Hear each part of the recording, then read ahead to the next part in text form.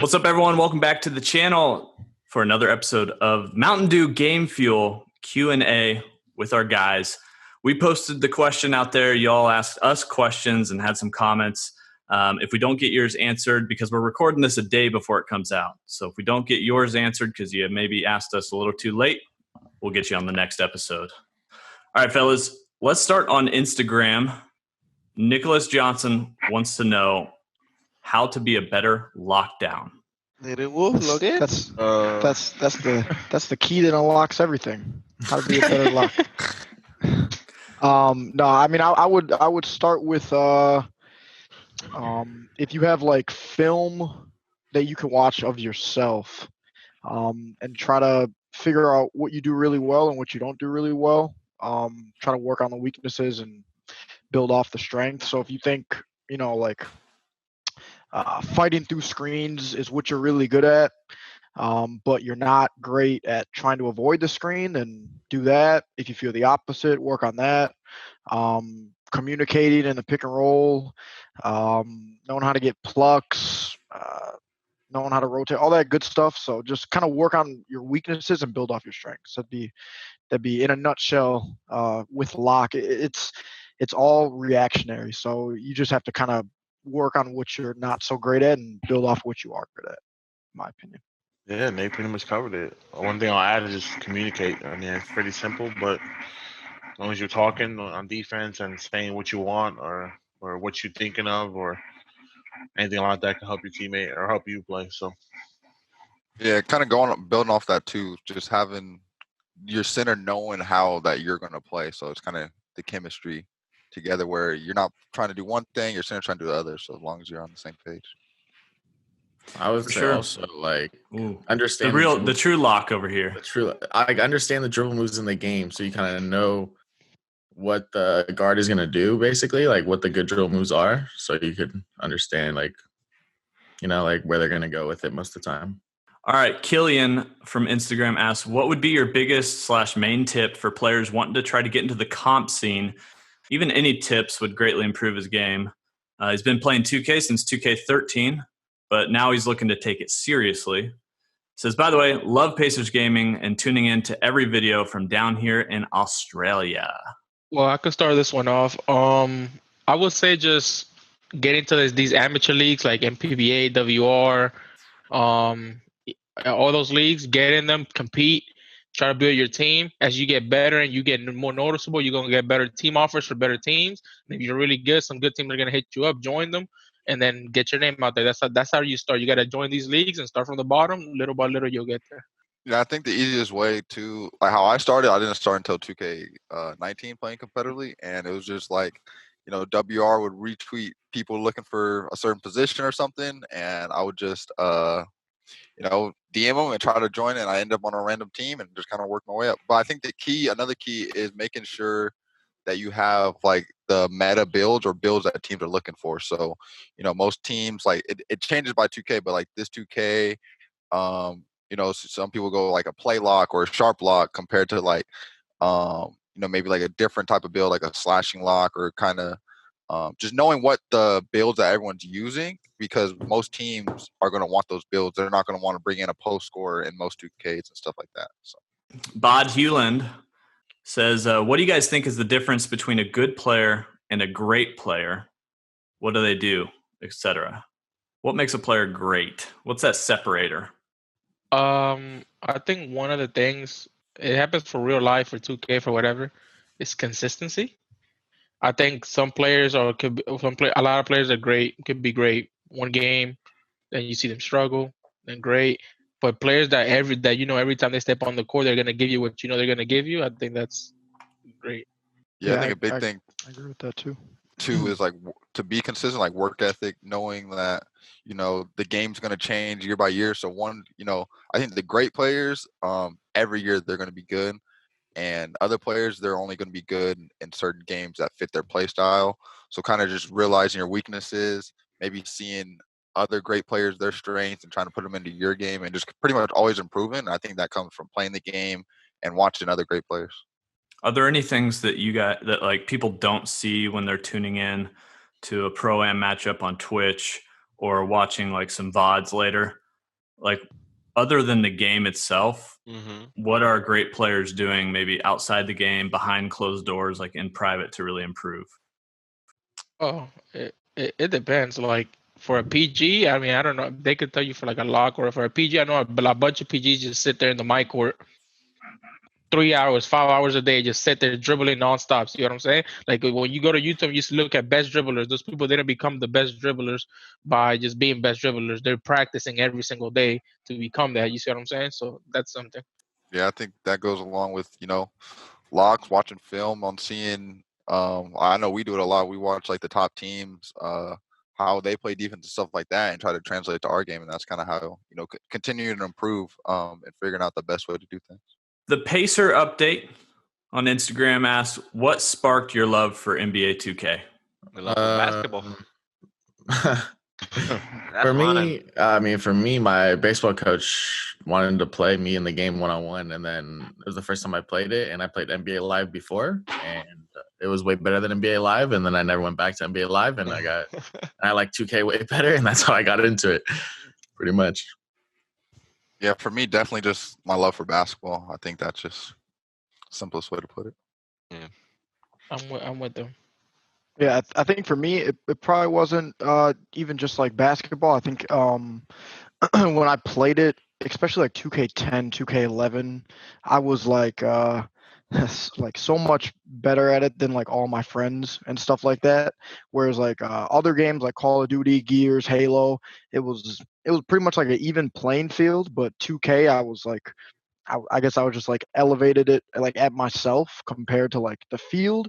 So and I won a lot like back then, and I'm sure I wasn't playing against all the best players in the world, but I think that feeling of like winning and stuff like that that kind of drove me, and it made me feel like I could actually be really good at this game. So that's kind of my story on that. Yeah, mine is just like the love for sports and video games. I mean, it's kind of a good mesh of both worlds. So, all right, Dave asks, what tips do you guys have essentially to get into the 2K League for the next draft? That's a good Check out my question. YouTube video. there you go, Bobby Bucks. I got 2 videos on both of those. But to put it in short, I think you got to play competitively, and like kind of we talked about those amateur leagues.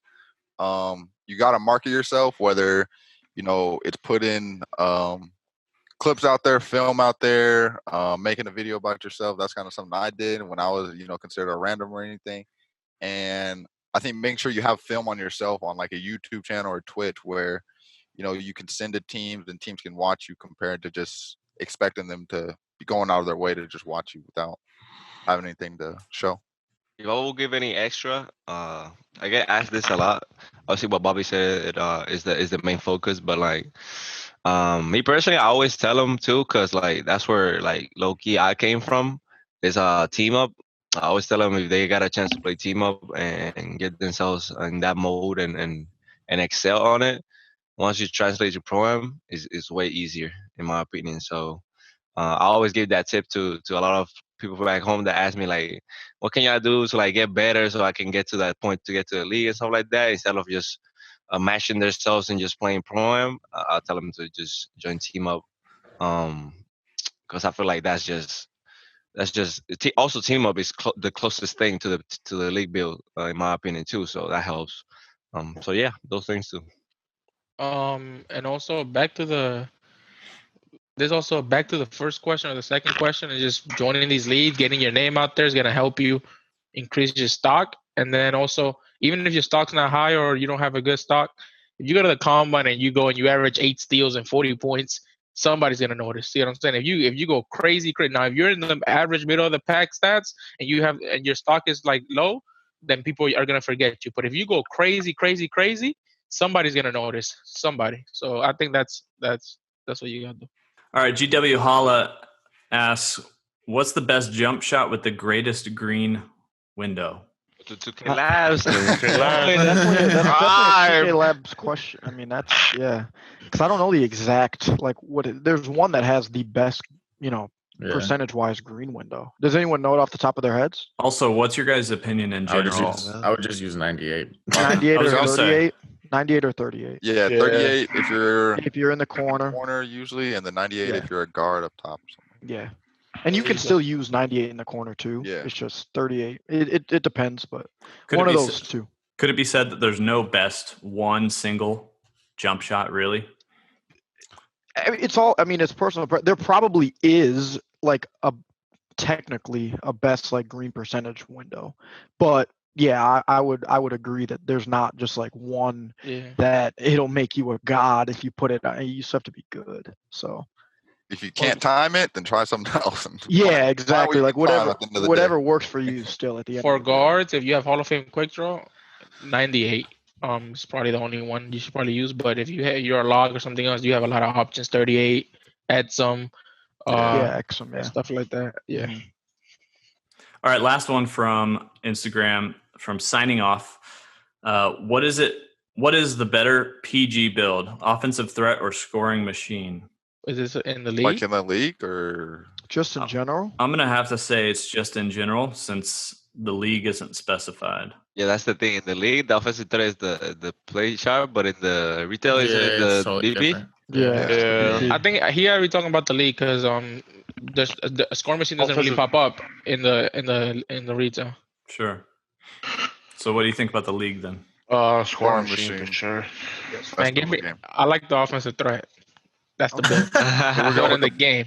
Here we go with Bo just Nah. It's the scoring machine. And if we're talking about retail, it's the BP. Whichever one name it is the one with the blue, green. offensive threat. The offensive threat is what it's called in now.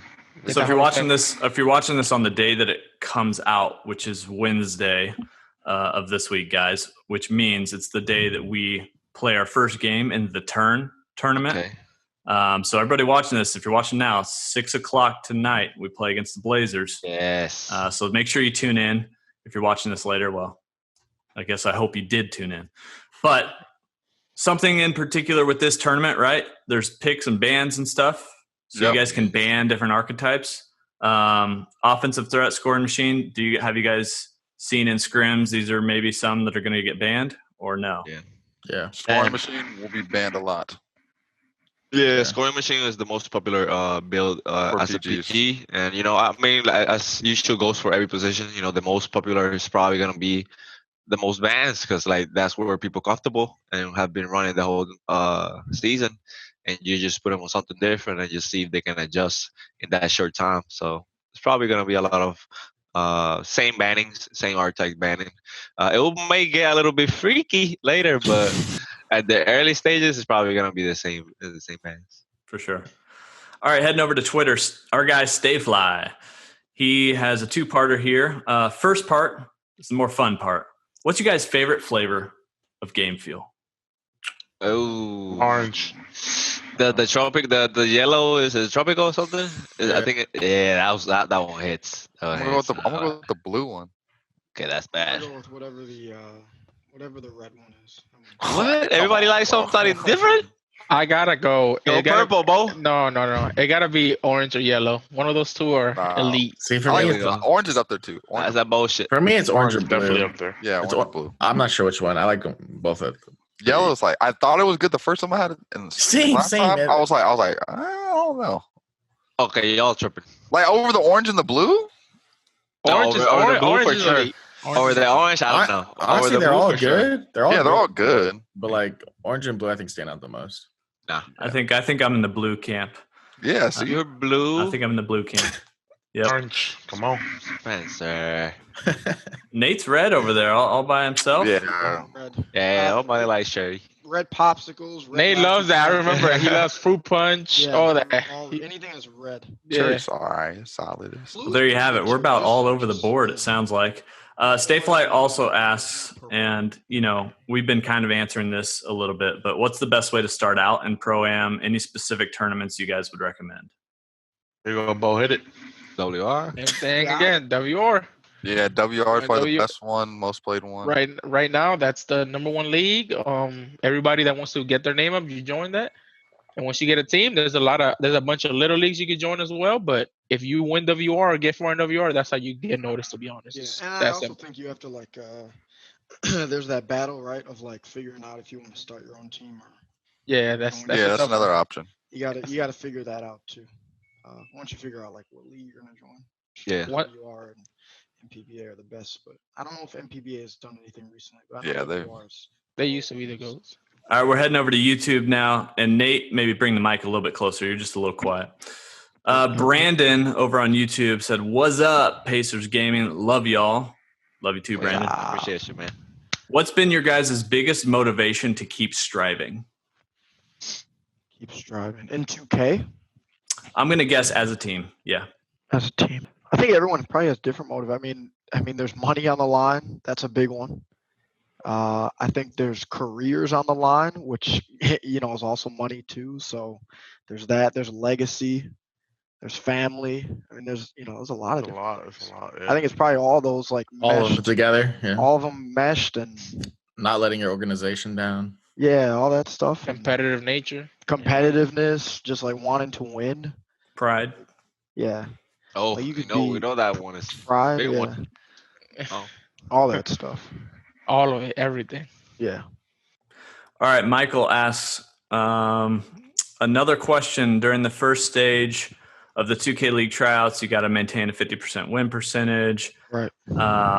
So he's asking, and I can answer this, is if you're really close, like you're 49.5, are they going to let you move on? And whatever the league decides are the guidelines for this next year, because it's changed each year. Yeah. Whatever it decides is going to be the line. So if it's 50%, it's got to be 50%. Yeah. Because you got to draw a line somewhere. Otherwise, we would have to have everyone at 49.5. And then what? Does 49 get in? You just keep going. Yeah. So there has to be a hard line somewhere. So whatever those requirements are to make the combine, to get onto the next, move on to the next stage in your 2K League tryouts, those are going to be it. So you can't be close. You got to be on it or above it. Yeah, and the key too, once you hit the mark, say you're at 51, you played your 50 games, so that's the same requirement. And if you keep playing, you're risking dropping below. Yeah. And so like you might not want to play. It's a risk. So if you drop below, then you got to play more to get above. And same, if you're below when you hit the mark, you got to keep playing to get above. So right. And then in the combine too, sort of that same concept applies, right? It does. Yeah. If you got some good stats and you played enough games, Mm-hmm. I also you know risk that it. You there's stay. yeah. It's like for my combine I played. I think there were 40 games required. I think, Right. and I only played 40 games. So did I. I was done at that. But then there's some people that say, oh well, if you play more and you keep your stats similar, it's showing that you can keep your stats over a larger sample, which it might. I don't know all the criteria that goes into it, but I would go on more the safe side than the risky side. So Yeah, kind of the same concept. If you have good stats and a good win percentage, yeah, you get 40 games, you probably should stop and maybe yeah. try to play another position and get 40. But right, if if anything, that's what you do. You play another position, get 40. If you have maybe your stats aren't as great, your win percentage isn't high, you can keep playing to try to improve it, or you can still try another position and hope you do better at that one. So it's kind of same concept. Yeah, I'll go ahead, Bo. Go ahead, Bo. Okay, that was me 100%. Season 1, play like 85 games at point guard because I've seen all these managers like, oh, you got to play a lot of games, and don't do that. If you have good stats and a good winning percentage at 40 games, stop. That's it. I know so many people that had good stats, good record, and they just threw it all away by playing more. Don't just stop. And winning percentage is super important. The most important thing. You have to. Yeah, I don't know the number, but I think that there's, even if I did, I probably wouldn't disclose it, but I think there's a number of what the lowest person that's ever made the league, what their winning percentage was, and I know it's a good winning percentage, so you need that. Got to be good to win. Yeah, exactly. Bo's over here looking like straight Navy SEALs. Yeah, he's looking different with the buns. Oh yeah, the sun's coming in. Hold on. You're good, man. All right, James Scott says no one can answer this, so maybe we can, or maybe we at least have an opinion. Does standing layup go by driving layup or close shot? Ooh. What do you guys think? shot, What's your opinion? I think it's close shot. I'm gonna say driving layup. I feel like close shot. It has to be an actual like a shot attempt. Jump shot. That's a midi. No, not That's a midi. Like one of those like I know what you're talking about. Like, Do you know? yeah, right next to the paint. Like yes. right outside, the little beep. Yes. No. Yes. I think that's. I literally think that's close shot. The sweet spot. It's a very The reason why Very I'm with precise them that I shot. think close shot might be standing layup is because I know Bills that have high close shot have finished really good in the post with like hook shots, stuff like that. Like Yeah. Swiss. I remember when Swiss got on a build that had super high bro. post, he was finishing everything in the post. So I don't know. It's close. All right, guys. 3, 2, 1. Raise your hand if you think close shot is what affects that close layup. Oh yeah, I think it's close shot. If you think close shot affects Get that out, close man, layup. out Okay, here. so everyone but Nate. Yeah. So the majority here, and there's a lot of experience here, everyone. There's a lot of games played, a lot of 2K experience here.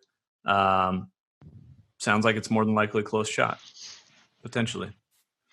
But Who knows? there's nothing out there that specifically defines it. So That was a good Yeah. question, nonetheless. Good It's a question. great question. all right, Michael's back again. He says, "What's the everyday basic life of a 2K leaguer?" Well, You guys live it. I think. you wake up, make a video, Scram. practice. Yeah, what's 2 today? scrims, Hey, 3 what's scrims. today? What's today? Yes. Just go through today.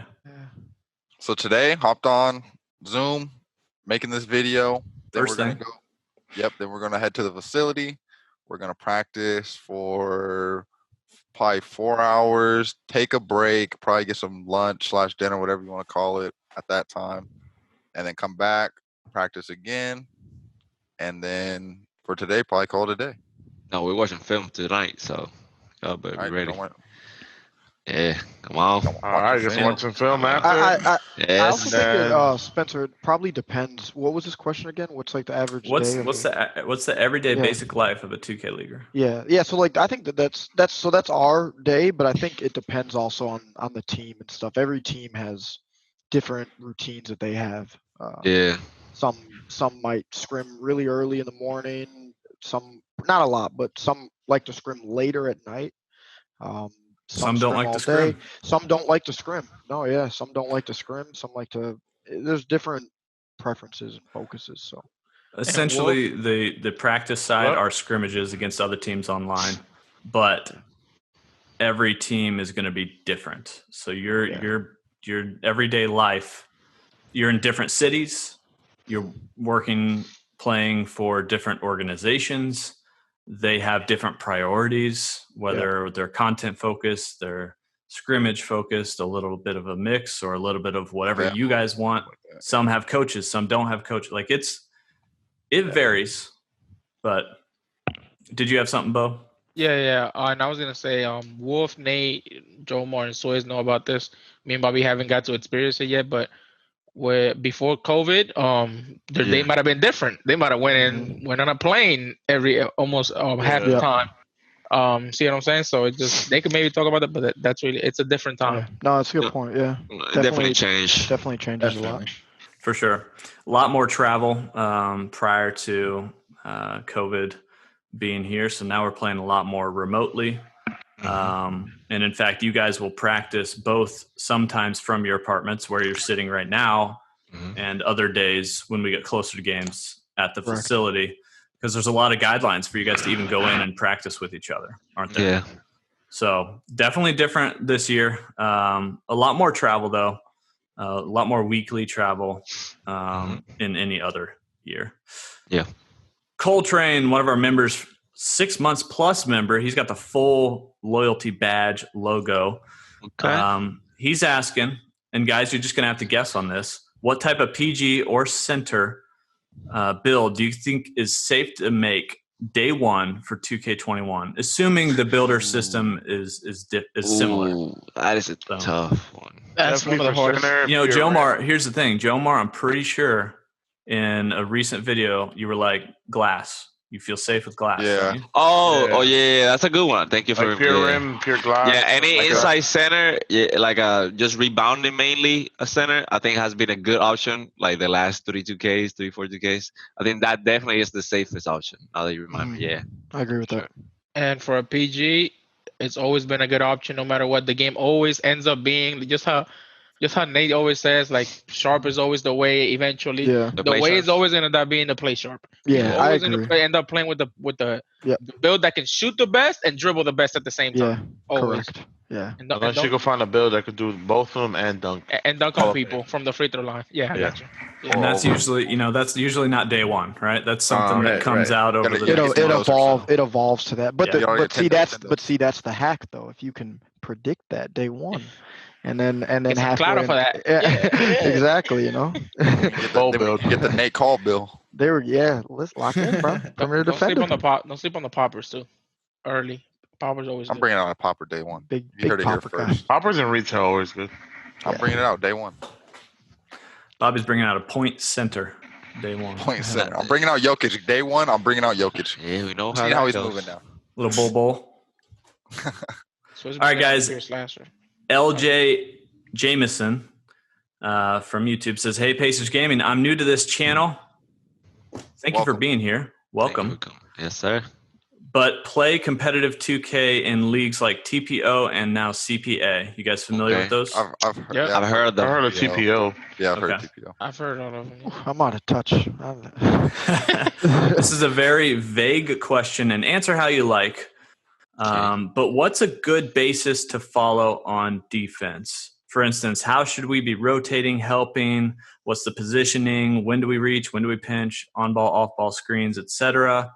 Also, I play main lock with a two-way slashing play and want to know what button stick combo to use to get bumps. Let's answer that one first because it's the most direct. So, like, how are you guys getting bumpy on ball?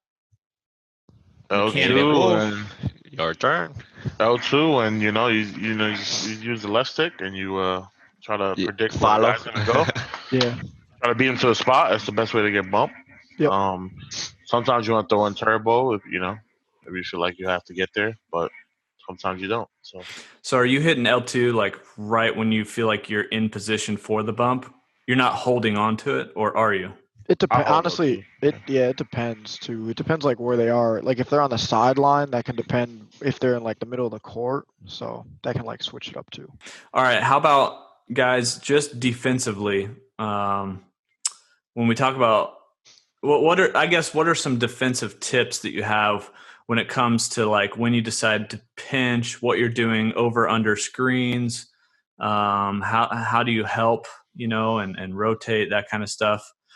What are some of the tips you guys have that you think is like elite defense? Yep. I got one for the power forward on your team. Go find the sweet spot and spam X, and you can guard the roll and the corner, and that's it. That's all you gotta do. Just But for that, I'm gonna give you another tip.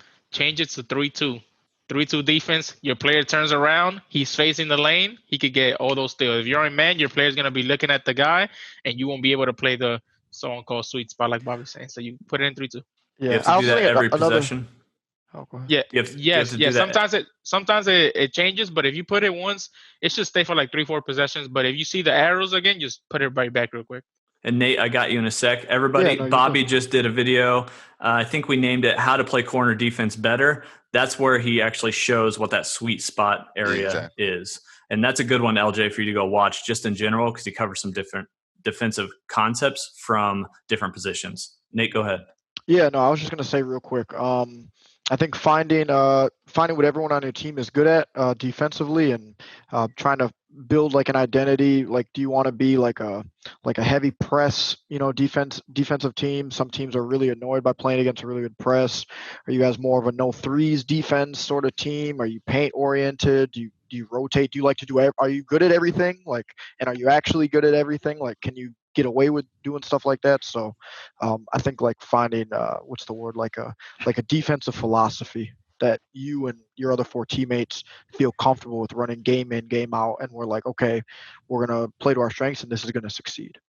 and All right, everyone being on the same page too. Yeah, I think everyone that's being on key. the same page, super important. Swizz and Bo, you're playing off ball right now, right? PG's got the ball. What are you guys doing? Are you just standing there hugging your man, or are you doing other things when you're kind of off ball? Always be moving. Always be showing, coming back. Don't just stand on your guy and just hug him the whole time, please. That's like, I feel like that's like one of the main things as a defensive player. You always want to try and shrink the court as much as you can, because it just puts pressure on the PG and makes him feel like he can't go anywhere. Even if you get dotted. Even if you get dotted, that's a fact. You get everyone gets dotted, bro. Everyone.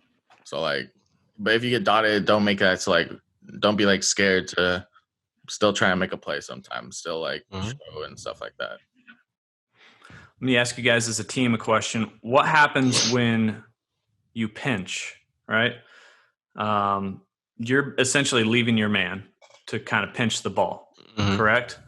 Yeah. So he talks about rotations and stuff. Do we have any advice when it comes to, as a team, like knowing when to pinch and when not to, and how you need to cover each other? Yeah, I think pinching wise, like it's usually, I think, finding that spot where the PG or whoever has the ball is close to you and you can kind of be able to go make a play and recover at the same time if you don't get it or something like that, or where, you know, whoever's guarding the corner, if you pinch, can come up and play that pass. And that's kind of I think that just comes with being on the same page. Like if your corner knows you're going to pinch, then the wing the corner can come play the wing, and you know the PG most of the time, unless they have openness on, might not make that corner pass, or sometimes you can even have your center play it too. Last thing, though, you didn't mention was communication. Not you guys as a team, but LJ, I didn't see you mention communication, and that's a huge one. These guys will attest to that. We don't have to get into it, but you need to be communicating as a team. Make sure all five have mics on the same page and talk to each other. You got to be on the same page. 3 questions left. Let's make them quick so these guys can get to this facility and practice. Kadrian says, I have a slashing playmaker PG with 61 badges, but only 11 shooting badges. So where am I going to put these 11 shooting badges? What do you guys think? Quick draw, range extender, Diamond. green machine, ta-da. That's it. Repeat that real quick. Quick draw, range extender, green machine, ta-da. Got it on the dot. Unless you want to do Hot Zone Hunter. Up to you. Yeah, Hot Zone Hunter's another good one. All right. Cody says, what's up, Pacers? What was your first console and video game, and what are some memories from that? So you guys want to quickly go around. What was your first console ever and the game that you remember from that? Nintendo 64 and Mortal Kombat, first game. A lot of fun. Mine was also Nintendo 64. I don't really remember a game, though. I played some Pokemon game, I remember. Pokemon Snap?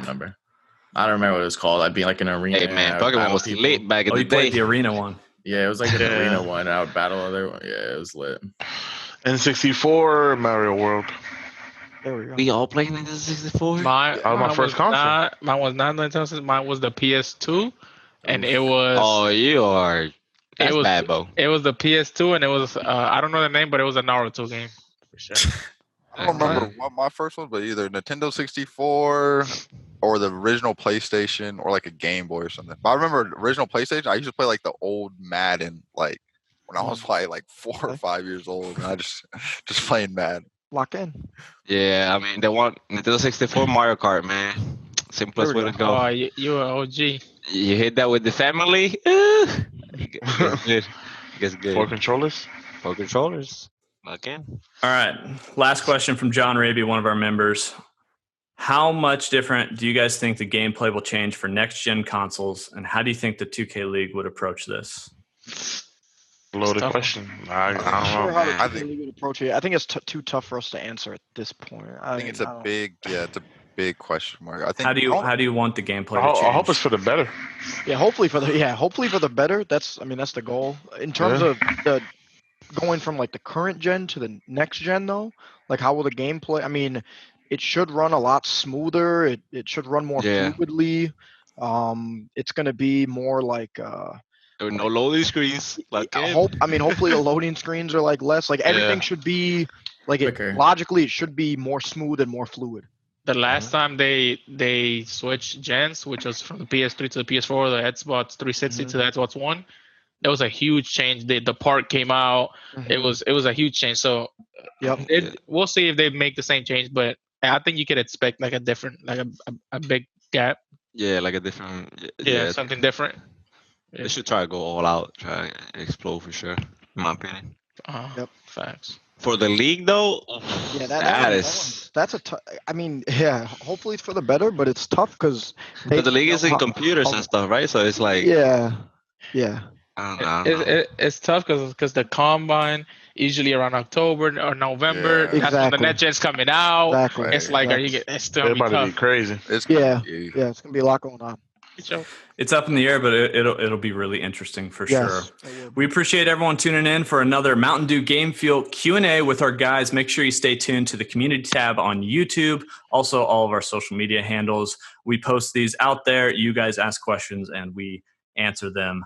These guys got to go get practicing. We got 3 scrim blocks today. And once again, if you're watching this tonight or watching this on the day it comes out, tonight at 6 p.m., watch us take on the Blazers in the tournament. Appreciate everyone for tuning in. We'll catch you next time.